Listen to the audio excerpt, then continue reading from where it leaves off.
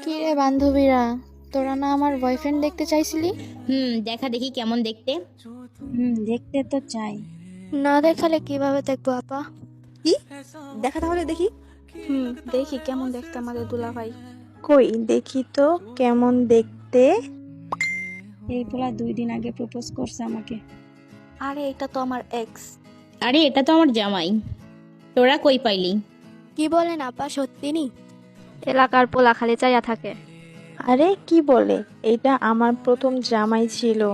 এটা তো আমার বেস্ট। তোর বয়ফ্রেন্ড কেমনে হয়?